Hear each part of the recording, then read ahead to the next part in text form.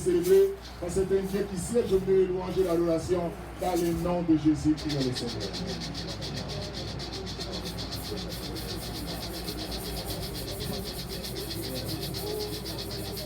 Oui, notre Dieu, notre Père. Nous venons encore à cet instant pour t'adorer, Jésus. Nous venons encore à cet instant pour te célébrer. C'est toi qui es l'Éternel des armées. Nous bénissons ton nom. Nous bénissons ta main et puissance. Nous bénissons ta grandeur. C'est toi qui es l'Éternel des armes. Béni sois-tu, Jésus. Béni sois-tu, Éternel des armées. Tu es le Dieu qui mérite la gloire. Tu es le Dieu qui mérite l'honneur. Tu es le Dieu qui mérite l'approbation. Yahweh, laisse-moi te célébrer. Laisse-moi te magnifier notre Dieu, notre Père. Oh Seigneur, et la gloire et la louange de Dieu. Dans le nom de Jésus, nous t'avons ainsi prié. Amen. Amen. Nous allons nous asseoir et nous attendre pour faire notre Bien-aimés, nous allons aller rapidement, nous allons parler sur ce qui fait ta force. Actes des Apôtres, chapitre 2, versets 36 à 47.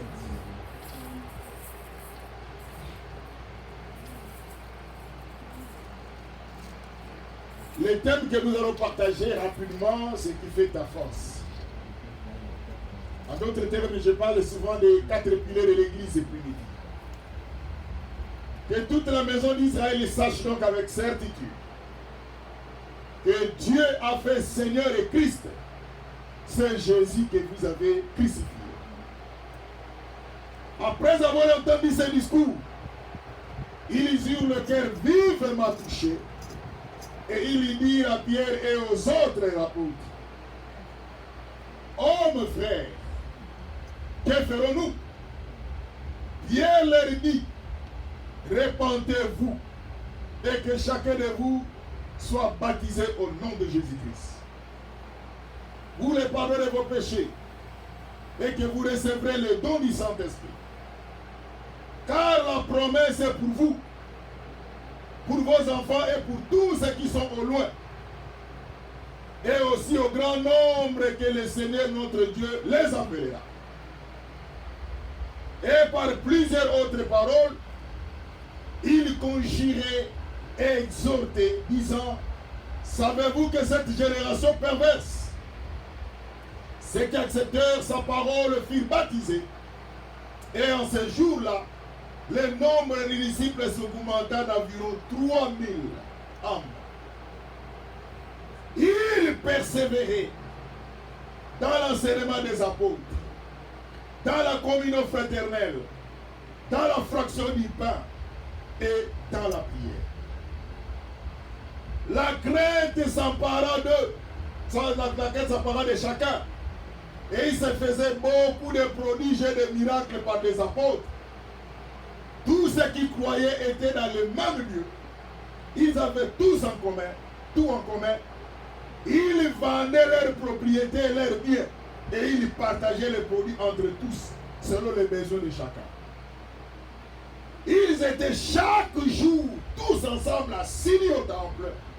Ils rompaient le pain, c'est-à-dire la Sainte Seine, dans les maisons.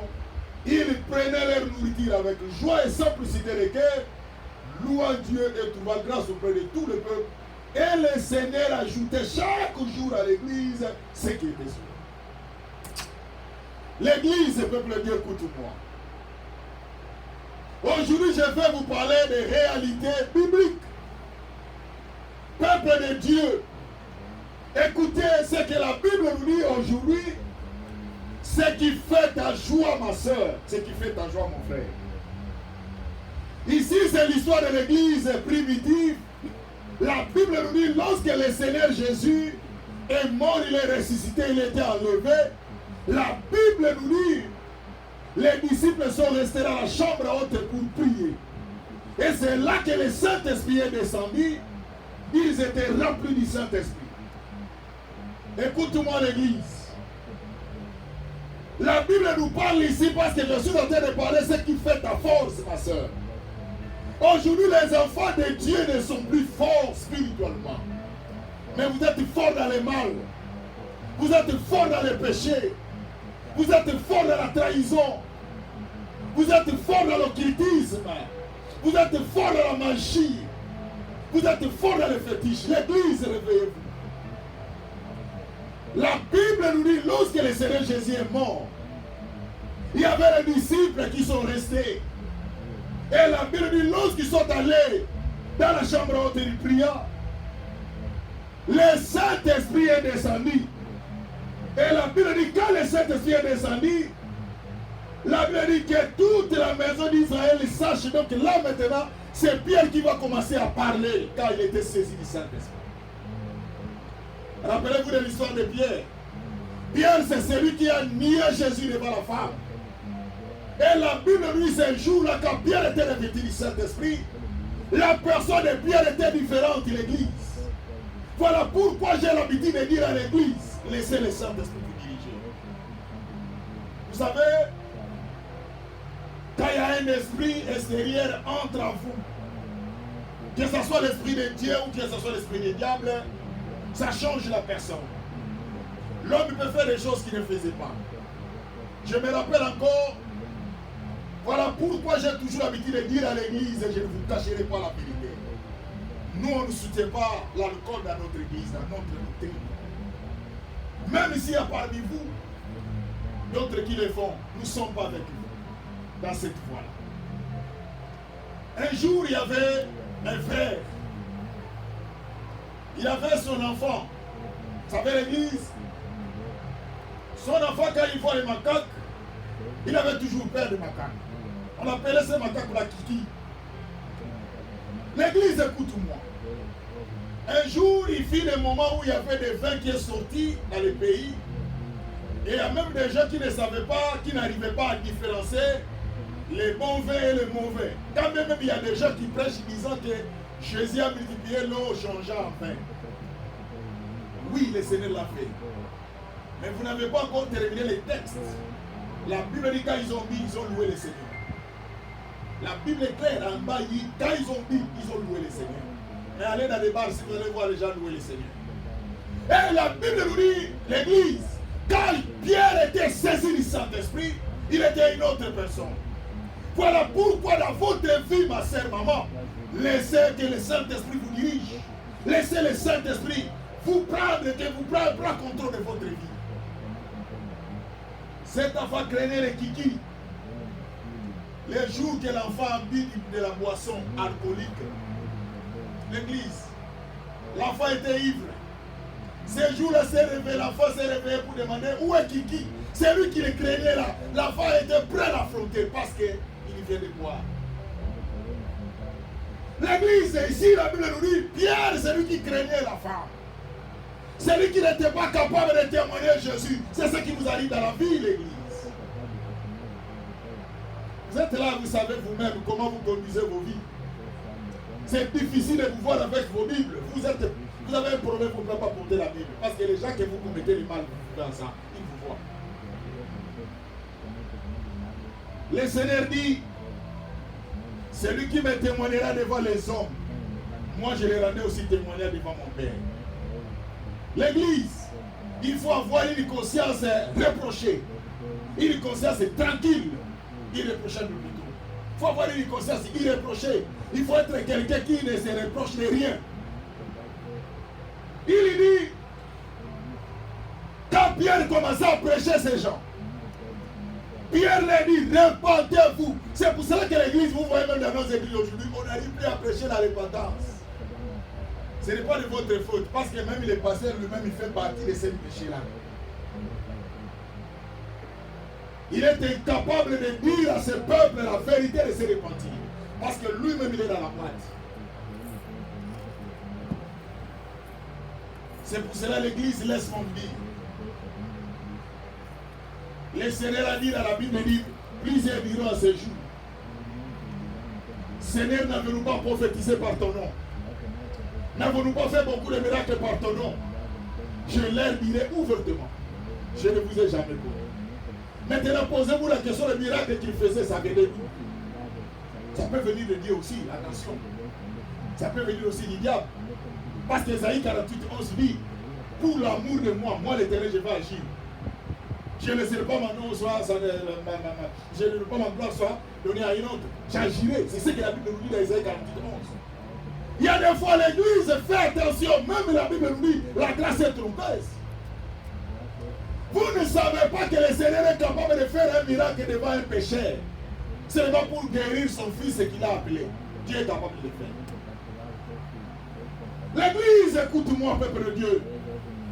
Pierre commença à prêcher la repentance. Voilà pourquoi dans nos églises, la repentance n'est plus prêchée. On ne prêche plus la repentance. Regardez dans votre télévision. Tu seras béni. Tu vas aller loin. Et tu es grand. Même si toi-même tu te rends compte que tu n'es pas grand. Mais maintenant, on vous donne des espoirs. Or, vous avez oublié la clé de la réussite. La Bible dit l'an de l'éternel quand pour tous ceux qui les craignent. C'est ce que la Bible dit. Quand vous craignez Dieu, c'est-à-dire que vous marchez dans la sanctification. L'an de l'éternel est avec vous. Quand l'an de l'éternel est avec vous, mais c'est la puissance qui est avec vous. C'est la réponse qui est avec vous. L'église, vous êtes en train de chercher Dieu ailleurs. Dieu est dans sa parole. La repentance, c'est difficile. Pourquoi? Parce que vous avez trouvé les hommes de Dieu qui vous prêchent la parole. Ce sont des escrocs. Ils vous escroquent. Vous êtes en train de vous escroquer.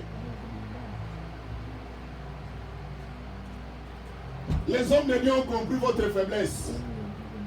Les hommes de Dieu ont compris comment vous manipulez. Ils ont compris que vous avez des sensations. Quand vous parlez de ces choses, vous serez facile de donner de l'argent. C'est pour cela dans nos églises, la repentance n'est pas prêchée. Vous ne prêchez plus la repentance. Combien de fois je vous ai dit qu'il y a des gens qui veulent venir à nos églises qui ne viennent pas à cause de vous. Vous ne vivez pas dans la droiture, dans l'intégrité. Regardez nos églises aujourd'hui, nous qui prêchons Jésus. Les gens veulent qu'un jour que nous puissions aller toucher la magie, venir avec dans nos églises, là où il n'y aura plus de place ici. C'est le détail de l'église, je vais vous dire, il y a ce qu'on appelle,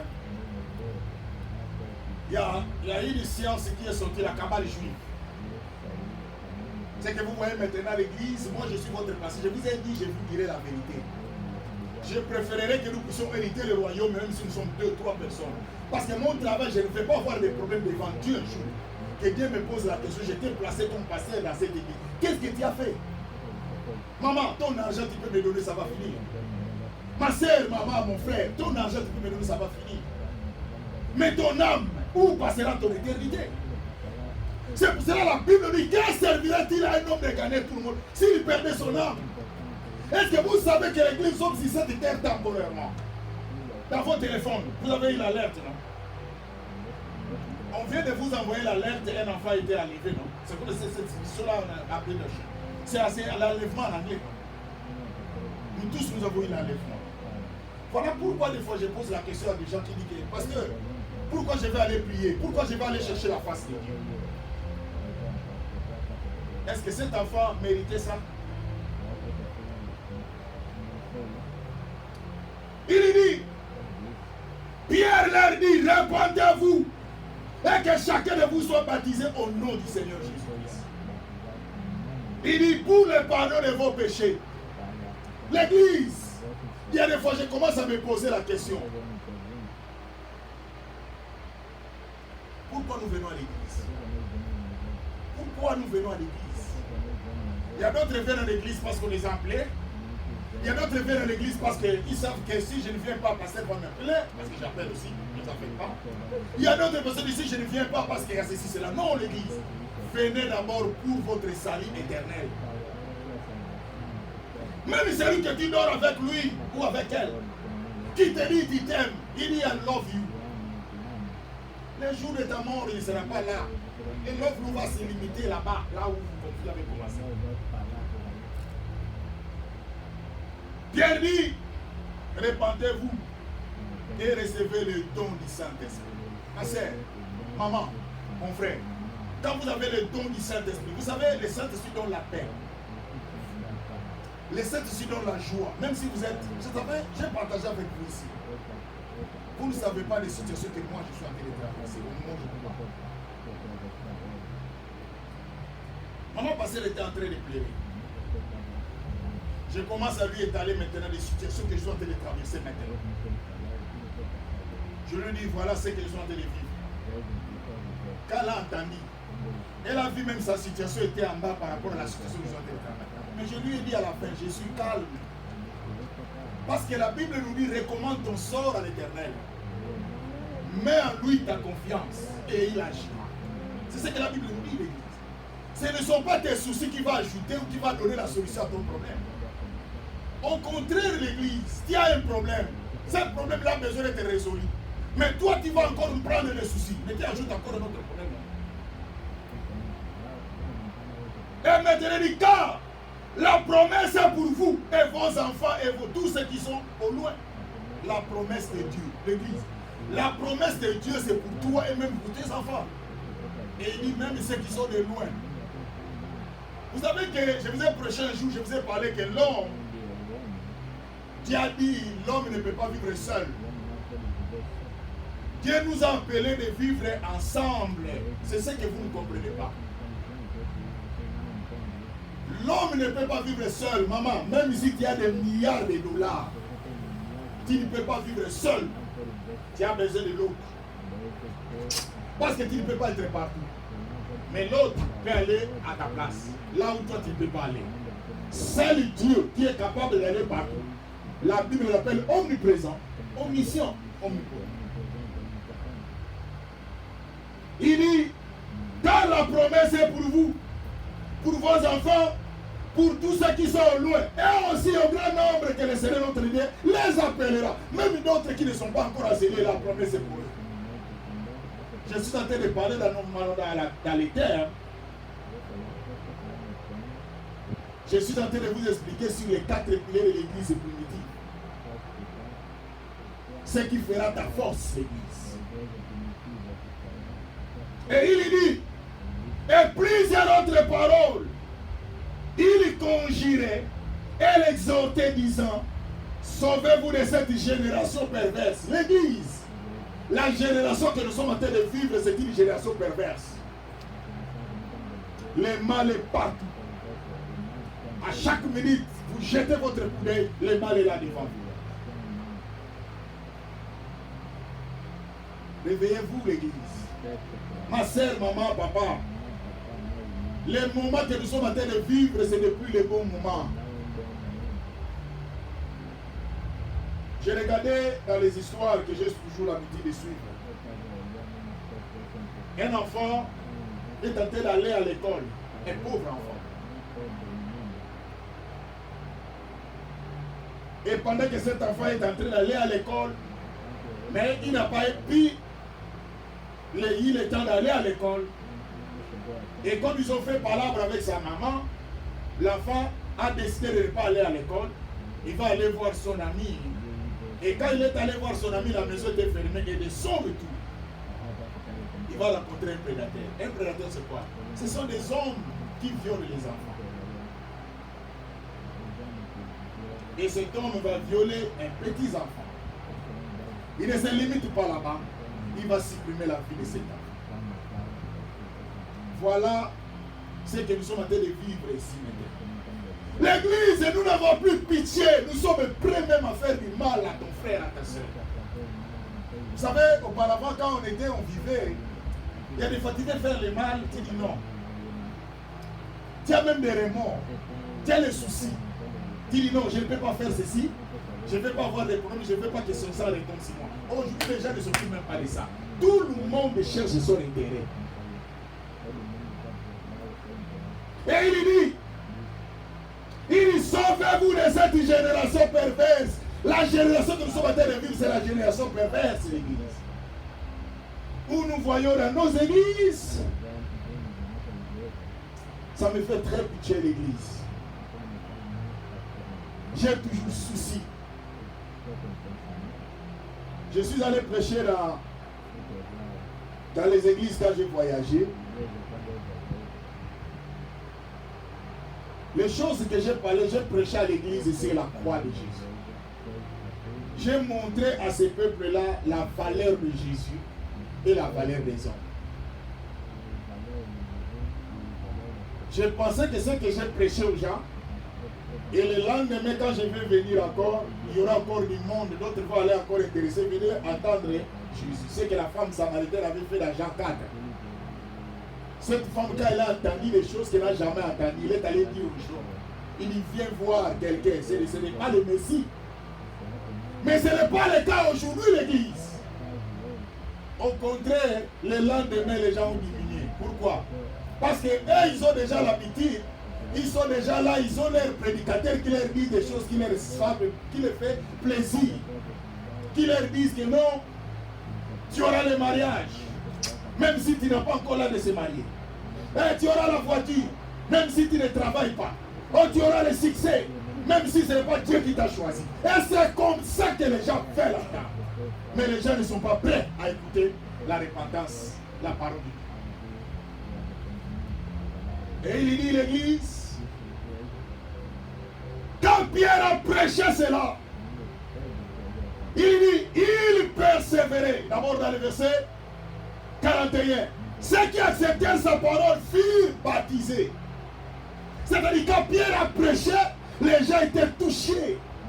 Aujourd'hui, regardez la notre prédication. Les gens ne sont pas touchés.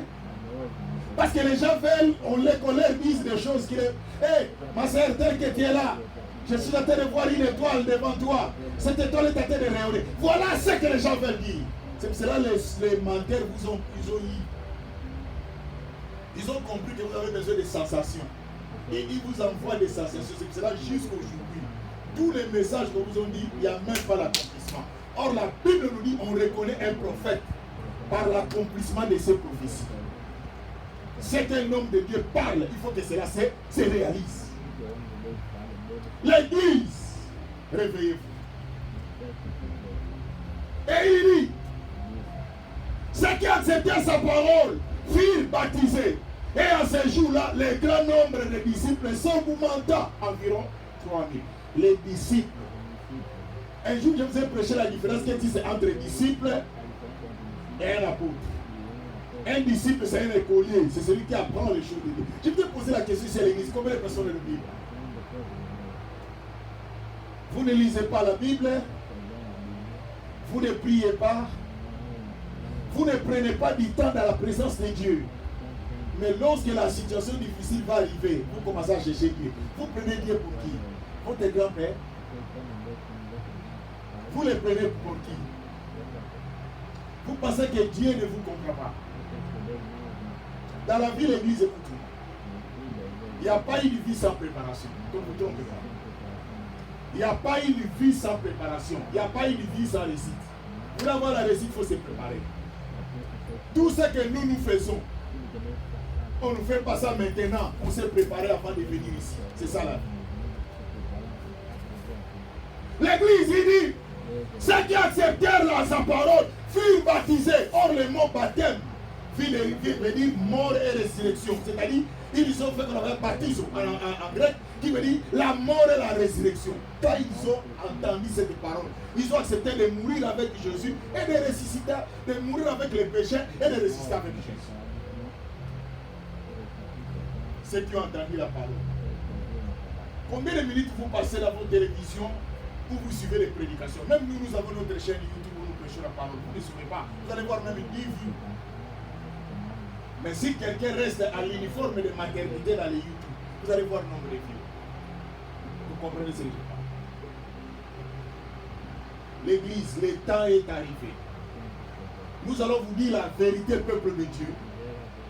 Le monde est en train d'aller vers son déclin. Si vous ne comprenez pas les signes du temps, vous ne comprenez pas ce qui est en train de se passer. La Bible vous dit, lisez Matthieu 24. La Bible dit qu'il y aura des guerres entre ces pays. C'est la prophétie de Matthieu 24 qui est en train de s'accomplir. La Bible dit qu'il y aura de la famine. Maintenant, je vous parle, la famine est entrée. Allez maintenant, je ne sais pas si vous savez, même dans les pays européens, maintenant il y a les délistages. Délestage veut dire aujourd'hui, vous prenez de l'électricité, d'investir les autres. C'est comme ça qu'on appelle délestage. Et petit à petit, ça va arriver jusqu'à ce que vous mangez aujourd'hui, demain, les autres vont manger. Pour vous dire que l'église, réveillez-vous. Et il dit maintenant, regardez le verset 42. Ce qui va faire votre force, ma sœur. La Bible dit, d'abord, quand ils ont prêché, ils ont été baptisés, il dit, le nombre de disciples sont augmentés d'environ 3000 âmes. Dans le verset 42, il dit, ils persévéraient dans l'enseignement des apôtres. C'est-à-dire, quand les gens ont entendu la parole, ils ont compris que notre vivant, église, je vous parle aujourd'hui, je ne sais pas si vous comprenez. Nous avons deux vies. Nous avons la vie terrestre et la vie céleste. Mais ce que je regrette avec vous, vous faites allusion plus à la vie terrestre, en lieu de place de faire plus à la vie terrestre, céleste. La vie terrestre est de 50 ans, 60 ans, 70 ans, c'est fini. Pour arriver même à 100, ça devient un problème. Il faut choisir la nourriture que tu vas manger pour arriver à 100 ans. Mais la Bible dit la vie céleste, c'est éternellement. Est-ce que vous savez aujourd'hui, si tu meurs aujourd'hui, c'est un chemin de non-retour. Tu ne peux plus le retourner. Et si tu n'étais pas prêt, tu vas en enfer. Je vous ai toujours l'habitude de prêcher l'église. Je ne suis pas un pasteur qui est là pour aller en enfer. J'ai toujours l'habitude de vous dire la vérité. Je n'irai pas en enfer. Je refuse. Et cela ne se limite pas dans la bouche de refuser. Je le fais aussi, je pratique ça. Parce que l'enfer que vous entendez là, il n'y a pas les heures, il n'y a pas de minutes, il n'y a pas de calendrier, il n'y a pas de semaine, il n'y a pas de chaque jour éternellement. C'est à l'enfer. C'est le moment que le Seigneur vous donne le temps de décider. C'est le moment à l'église. Vous ne savez pas encore ce qui peut arriver devant. Un jour, j'étais en train de marcher. Il y avait un garçon qui était devant moi. Subitement, ce garçon est tombé. Il avait la maladie de l'épilepsie. Elle est tombée. Et ce qui est curieux, quand il tombe, cette maladie ne regarde pas dans quelle position il va le faire tomber. Son visage était sur la terre. Et son nez était étouffé. Il était en train de chipoter. Heureusement, j'étais derrière cette personne. Et je l'ai bougé. Et j'ai mis mes mains et je commence à prier. L'église, nous connaissons ce qui s'est passé hier. Un peu, parce que d'autres nous avons oublié. Nous connaissons ce qui se passe maintenant avec totalité parce que nous le vivons. Mais nous ne savons pas ce qui arrivera demain. Ce qui arrivera demain, c'est le Dieu que tu sers, il connaît. Accroche-toi à ce Dieu-là, c'est lui qui va te montrer ce qui arrivera demain. Il dit, il persévérait dans l'enseignement. C'est-à-dire, ils ont compris qu'il faut la parole. Vous savez pourquoi vous êtes emporté à tout faire de doctrine. Je vais vous dire une chose. Il y avait un serviteur de Dieu qui est venu dans notre église. Je vais vous dire les choses de l'église. C'est un pasteur impudique. Lui, pour lui, il ne peut pas voir un homme et une femme passer. Pour soutenir son impudicité, il donne des versets bibliques dans l'Ancien Testament. Quand Élie est venu chez la femme sunamite, je suis entre Élie et Élisée, la Bible nous dit l'enfant de cette femme-là était mort. Élisée avait pris ses mains. Il a pris les mains de cet enfant avec ses mains. Il a fait regarder la position. Il a mis sa bouche avec la bouche de cet enfant. C'est comme s'il était en train de baiser cet enfant. C'est comme ça qu'il a fait. Élisée va prier. Ça, que je vous dis, ça c'est tout dans la Bible. Quand il va commencer à prier, il parle à Dieu. Il dit, Seigneur, que l'onction qui est à moi sort entre la vie de cet enfant et que cet enfant reprenne la vie. La Bible nous dit, l'acte que Élisée avait fait là, l'enfant a repris la vie. C'est biblique, hein? Et l'homme aussi, Dieu là impunique, il récupère les mêmes versets. Il dit à l'officier, vous voulez l'onction. Je vais mettre mes mains avec vos mains, ma bouche avec vos bouches. la femme qui ne t'appartient pas. Là, c'était la femme, ce n'était pas une femme. Dans la Bible, on ne parle pas de la femme, pas de la femme. Parce que l'église, vous n'êtes pas enseigné. Vous voulez toujours. Hé, tu vas voyager. Hé, toi, je suis en train de voir. J'ai déjà vu ceux qui te suivent. C'est ceux qui suivent ta vie. C'est ce que vous voulez. Même s'il n'y a personne qui suit ta vie, tu es libre. Parce que le Dieu ne vous a jamais ouvert les yeux. C'est vous qui avez ajouté le nombre de démons. C'est vous. Regardez le nombre de démons qui était à l'époque de Jésus avec le nombre de démons que nous avons maintenant. Nous avons plusieurs. Aujourd'hui, il y en a beaucoup. Si Jésus avait laissé 50, aujourd'hui, il y a même 150. Il y a les démons de résistance. Vous avez déjà entendu les démons de résistance dans l'époque de Jésus? Je vous pose la question, vous avez déjà entendu les démons de résistance. C'est vous qui avez créé. Vous êtes des créateurs de démons. Parce que vous n'êtes pas enseignés. Vous êtes loin de la parole de Dieu. Je vous ai parlé ici de l'histoire des Narcisses de Saron. Je vous ai dit que Jésus n'est pas le Narcisse de Saron. Quand je vous ai parlé de ça, je vous ai dit que moi je crois à la progressivité de la révélation. Si vous venez avec quelque chose que moi je ne connais pas, je vais m'appuyer, je vais accepter. Quand je vous ai parlé que Jésus n'est pas le Narcisse de Saron, cela veut dire vous ne connaissez pas l'histoire de ces Narcisses-là. Vous ne connaissez pas l'histoire de la mythologie grecque. Vous lisez la Bible sans faire la connaissance, sans faire des recherches. Est-ce que vous savez que la parole qui dit l'amour de l'argent et les racines de tout le monde, ce n'est pas un verset biblique? C'est l'apôtre Paul qui avait lu ça dans une littérature. C'est lui qui a annexé ça là-bas. Parce que vous ne lisez pas la Bible. Même si un homme de Dieu vient ici, il vous dit, vous tous restez en uniforme de maternité, vous tous, sans vérifier, et vous restez en uniforme de maternité. Si un homme de Dieu vient, il dit, battez-vous. Je me rappelle encore, il y avait un frère qui avait eu la prophétie. Un homme, une prophétesse qui était en train de prophétiser dans une église. Il appelle ses frères, il dit, frère, prenez ces frères-là, il faut les mettre dans les trous. Et comme le frère était aussi engambé là, il était géant là, costaud, le frère a entendu la prophétie, sans discerner. C'est ce qui vous tue l'église parce que vous êtes loin de la parole de Dieu. Et nous qui venons vous prêcher Jésus avec la parole de Dieu, nous sommes des chers à battre. Nous sommes des orgueilleux, nous sommes des vantards. L'église, laisse-moi vous dire, vous ne connaissez pas le passé de quelqu'un. Vous ne connaissez pas nos vies, ce que nous avons vécu avec le Seigneur. Nous n'avons pas droit à l'erreur. C'est pour cela que quand je fais des choses, je prends mon temps pour réfléchir avant de poser les actes. Je n'ai jamais été un homme sentimental. Quand il a entendu la prophétie, il prenait ses frères-là, mettez-les dans les trous d'eau. Les frères, ça réfléchit. Il prend les frères autour. Il va aller les mettre dans les trous. C'est pour cela que vous voyez des dégâts dans les églises.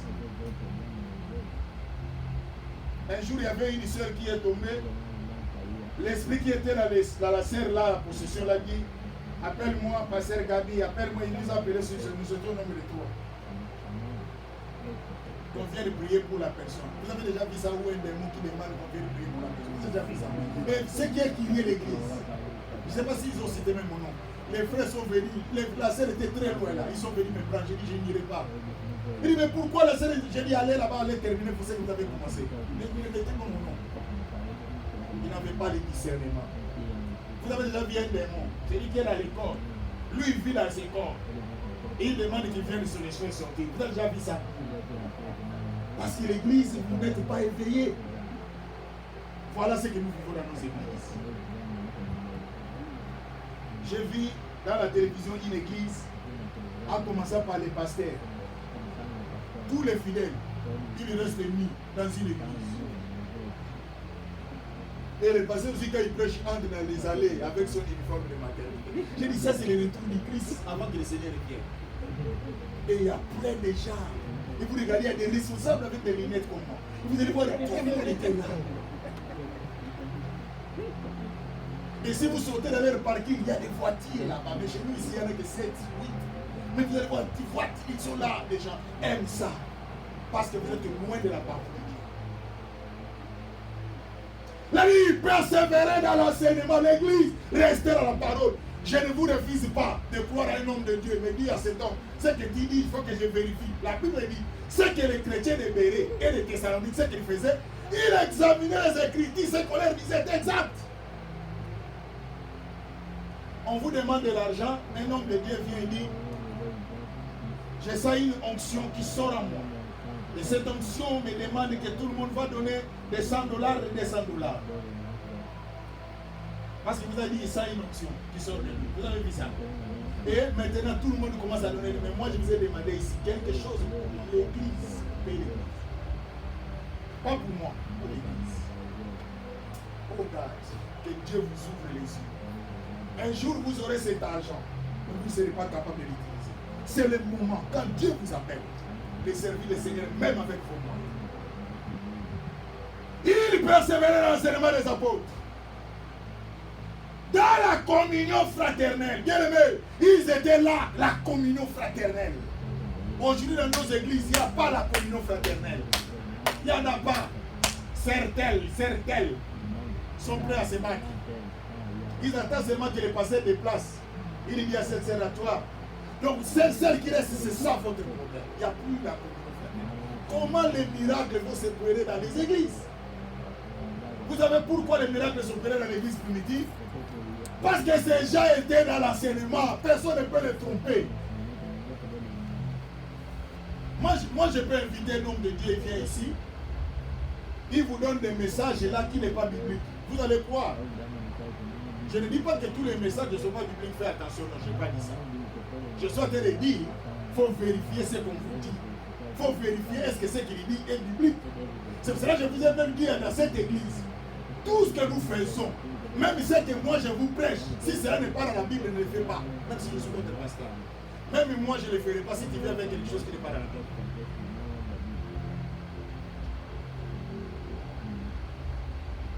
Il dit la communion fraternelle. Et enfin, il dit la fraction du pain. La Sainte Seine. Manger ensemble. Voilà ce qui faisait la force de l'église. Ça sont les secrets que je voulais. Il faut avoir un esprit de partage. Toi, quand tu manges, tu ne fais pas que les gens viennent manger avec toi. Mais quand les autres mangent, un jour nous étions en retraite, nous étions en train de prier. À cette époque-là, ils étaient, quand vous voulez aller en retraite, il faut contribuer. Il faut donner de l'argent. Alors quand vous allez terminer la retraite, et vous allez manger ensemble. L'église, il y avait un frère parmi nous, lui n'a pas donné de l'argent, mais il était en retraite. Et quand on a terminé, on a préparé la nourriture, on l'appelle la frère pour venir manger. Le frère dit non, je ne mangerai pas. On lui a posé la question, pourquoi? Il dit non, parce que je n'ai pas contribué. Il dit non, ça c'est l'église. Si toi tu n'as pas contribué, mais les autres ont contribué pour toi. Mais c'est ça l'église. Mais aujourd'hui, c'est ce que nous avons répondu. L'égoïsme, même dans les églises, il n'y a pas la fraction du pain. Nous ne partageons pas. Quand quelqu'un vient, c'est pour lui, c'est pour moi. Ça c'est pour moi, pas pour lui. Non, ce n'est pas ça l'église. Il faut qu'il y ait la fraction du pain, qu'on appelle la Sainte Seine. Il faut partager, manger ensemble. C'est ce qui faisait la force de l'église. Ce qui fait ta force, c'est le partage. Vous savez, dans la vie, si tu partages, il y a des gens qui vont un peu te sauver un jour. Quand nous avons voyagé à l'hôtel, là où nous étions à l'hôtel, je vous parle des choses maintenant que je parle, c'est enregistré. Ça passe dans notre chaîne YouTube. Vous savez quoi l'église? Personne n'a mis ses pieds dans cet hôtel qui n'a manqué le transport. J'ai dit à maman pasteur, même si nous allons rester avec $0, mais donner à tout le monde les transports qui viennent. Et depuis que nous sommes allés jusqu'au jour que nous avons quitté l'hôtel, tout le monde avait les transports. Un jour, nous venons de prendre les témoignages. Il y a une sœur qui dit, vous savez les transports que vous venez de me donner. Avant de venir, j'ai même apprêté les transports avant de venir. Mais grâce à ces transports, et surtout ces transports un peu costauds, je vais d'abord payer son argent et je vais retourner, le reste, ça va me servir. L'église, c'est ça qu'on appelle la fraction du pain. Si tu as quelque chose de partagé, même dans l'église, n'attendez pas qu'on vous demande. J'ai parlé avec quelqu'un, je vous dis ça en église aujourd'hui. J'attends beaucoup de gens qui des serviteurs et de dire, oh, ils donnent des témoignages. J'étais là, il y a quelqu'un qui m'a envoyé $1000, quelqu'un m'a envoyé $2000. L'église, Moi-même, je commence à poser la question. Un jour, j'étais en train de poser la question. Quelqu'un lui donne $1000. La personne s'est mis lui-même dans sa chambre, irraisonnable lui-même, sans qu'on lui demande, il lui donne $1000 ou c'est lui qui avait demandé, on lui a donné. Je veux un peu savoir, parce que moi-même qui vous prêche ici, qui vous parle maintenant, je n'ai jamais vu quelqu'un dire, je te donne $1000 sans que je lui demande. Et même moi, je peux demander $1000 à quelqu'un. Je pose la question, ces gens-là, qu'est-ce qu'ils font? Ils vous mettent dans les fétiches, ou soit ils vous demandent, vous le donnez, ou soit vous les donnez seul. Parce que moi, je ne l'ai jamais vu. L'église, apprenez à partager. Pas seulement moi. Même ton frère, si tu as quelque chose, tu entends. Nous avons nos frères qui sont ici, sont venus. Ils n'ont pas encore du travail. Il y a d'autres frères qui sont ici, ils n'ont pas encore du travail. Mais vous voyez, vous êtes à l'église. Ces frères n'ont pas encore commencé le travail parce qu'ils n'ont pas encore les documents, tous les documents pour qu'ils commencent le travail. Mais une église sérieuse, ce qu'on va faire, c'est quoi? N'attendez pas le pasteur. Toi-même, la sœur, tu dis, c'est mon frère. J'ai $10. Ma sœur, j'ai $5. C'est ça l'église. Et enfin, il persévérait dans la prière. On va se limiter ici. La prière. L'église. Une église, ce qui va faire ta force, c'est la prière. Mais vous ne voulez pas la prière. Regardez quel moment que vous venez à l'église. Toujours au moment où on a déjà commencé la prédication. Mais vous ne venez jamais au moment où on commence la prière. Mais le jour que le problème va vous arriver, l'église, la prière que je vous parle, ça va vous sauver. Et ça va sauver même vos enfants. Un jour, je vous ai prêché un témoignage ici. Il y a une maman qui faisait des vaisselles. Elle entend une voix qui lui dit, allez prier. La maman dit, Seigneur, mais j'ai du travail, je suis en train de travailler, il faut que je fasse ceci, je fasse cela. La voix lui dit, allez prier.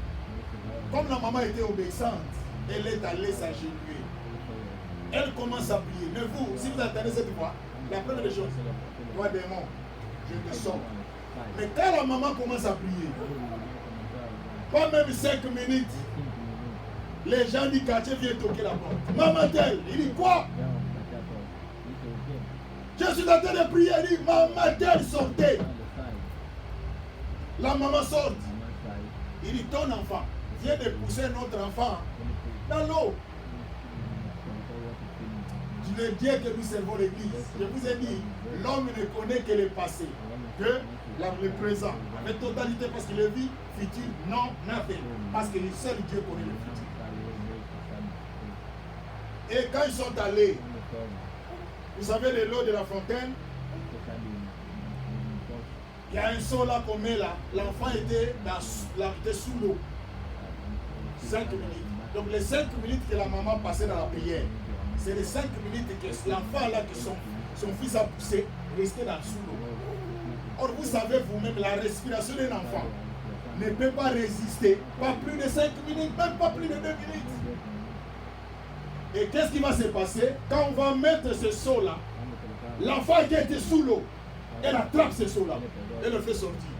Tout le monde était là et dit c'est impossible. C'est impossible, cet enfant devait mourir 5 minutes sous l'eau. Non. Elle ne devait pas mourir parce que c'est lui qui l'a protégé, c'est son Dieu. C'est Dieu là que sa maman elle est allée prier, c'est lui qui a intervenu. Vous ne voulez pas la prière. Qu'est-ce que je vais faire avec la prière? Tout va bien. Regardez les enfants sont en bonne santé, regardez leurs papas sont en bonne santé, regardez leur maman, ils sont en bonne santé, mais même moi-même je suis là. Vous ne savez pas, quand le malheur vient, les kilos que vous pesez, allez monter, vous allez être surpris. Ce jour-là, vous allez être surpris. Moi, je vous dis l'église, mettez la prière en première position. Ne mettez pas l'argent en première position. La prière peut donner de l'argent, mais l'argent ne peut pas donner la prière. Ce qui a fait la force de l'église, ce qui va faire ta force, 4 choses. L'enseignement, la communion fraternelle, la fraction du pain et la prière. C'est ce que je vous prêche. L'église, vous voulez aller plus loin, ma soeur, mettez ces 4 choses dans votre vie. Vous serez différent des autres. L'enseignement, je vous ai dit, n'acceptez pas tout. Regardez ce que la Bible dit. N'avalez pas tout. Vous savez, pour terminer, il y avait un moment où il y avait un vent qui est sorti. Vous rappelez-vous encore l'onction de l'huile. De l'huile biblique. Attention, de l'huile biblique. Mais Jésus a expliqué ce vent-là quand il est sorti. Il y a des prédicateurs qui disaient que même ton télévision est en panne, mettez de l'huile. Et je vous dis, en lieu place de prendre la télévision, d'aller emporter ça à un réparateur, toi tu mets de l'huile. Est-ce que vous êtes normal, l'église? Et je vous dis, il y avait des gens qui cherchaient la réparation de leur télévision. Ils veulent avoir le message, la solution. Donc il n'a plus besoin de réparateur parce que l'huile est là pour réparer la télévision. Et quand les gens ont mis de l'huile à la télévision, quand ils ont repris les fiches dans le courant, ils ont entendu des sons qu'ils n'ont jamais entendus. C'est l'explosion de la télévision. Pourquoi? Parce que vous n'êtes pas enseigné. L'huile. Et on vous a prêché aussi, prenez de l'huile, mettez dans la télévision. Depuis que la télévision plasme est sortie, cet enseignement est disparu. Mettez ça là. Si l'huile va se résister dans la plasme. Parce qu'à cette époque-là, il y avait des télévisions qu'on appelait les télévisions de pouces. Il y avait des télévisions là, quand vous mettez l'huile, c'est même calmement. Maintenant, on les met dans les télévisions. Où est l'enseignement de mettre de l'huile sur la télévision? Comment ça, tout ça, c'est vous. Et vous laissez ce que la Bible vous dit. Vous allez suivre donc de telles choses. Mettez de l'huile. Tu es malade, tu prends de l'huile, tu bois. Allez, place d'aller voir un médecin pour qu'on te prescrive des médicaments. Non. J'ai entendu l'enseignement, mettez de l'huile. Si vous n'avez pas de révélation un jour, vous allez vous retrouver dehors, vous pensez que vous êtes normal, mais or vous êtes nul. Parce que tous les fous que vous voyez là, eux nous voient des fous. Nous les voyons les fous. C'est comme ça qu'on vit si vous ne savez pas. Les fous nous voient comme des fous, nous les voyons comme des fous. C'est comme ça qu'on vit. C'est pour cela que quand ils mangent dans les poubelles, ils voient comme s'ils mangent sur la table. Nous aussi, nous les voyons, ils mangent dans les poubelles, nous mangeons dans la table. C'est comme ça la folie. C'est quand ils mangent, ils sont fiers avec la folie. Un jour, j'ai vu même des fous en couple. Il parle, il dit, ça c'est ma femme. Il dit, oh maman la bande. C'est fou qui parle ça. Et effectivement aussi, ils sont vraiment en relation. Et vous les regardez. Un jour même, j'étais dans un deuil où j'étais en train de prêcher. Il est arrivé un moment où on devait donner des fleurs. Un fou n'avait pas de fleurs. Il est allé prendre un arbre qui avait un peu comme des fleurs. Il a apporté. Donc j'ai compris que personne ne peut devenir fou à 100%. Il y a toujours des pourcents qui restent pour fonctionner normalement. C'est pour ça que quand il travaille, c'est ça que ça c'est le macadam. Et quand je regarde, nous allons faire une musique. L'église parle à Dieu. Dit Seigneur, ce qui fait ma force, c'est l'enseignement. C'est la communion fraternelle, la fraction du pain et la prière. Seigneur, donne-moi cette force pour que je sois forte dans l'enseignement, dans la prière, dans la fraction du pain, dans le nom de Jésus. Prions le Seigneur. Parle à Dieu, ma sœur. Maman, parle au Seigneur. Que le Dieu de la Bible t'accompagne. Parle-lui. Il est là.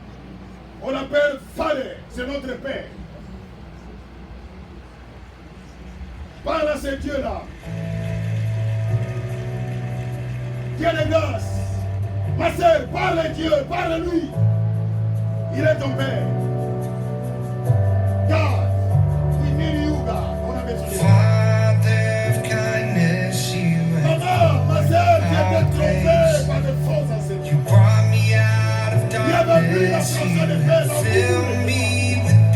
Même la vie de prière n'existe. Par la Dieu. Et Dieu t'accompagne. Oh Seigneur, nous avons besoin de toi, Jésus. Nous avons besoin de toi, l'Éternel. Hallelujah, hallelujah.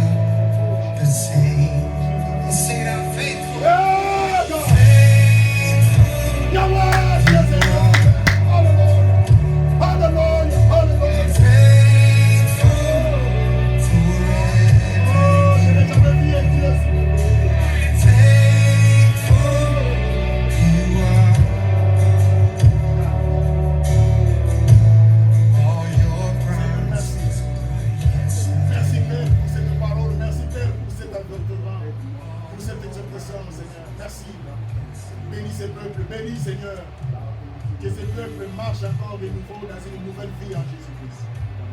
Que la grâce et la famille du Seigneur sont avec nous. Dans le nom de Jésus, nous t'avons ainsi prié. Amen. Amen. Nous acclamons très fort le Seigneur. Acclamons le Seigneur. Merci beaucoup. Que Dieu soit loué. Merci. L'Église, que la gloire revienne à notre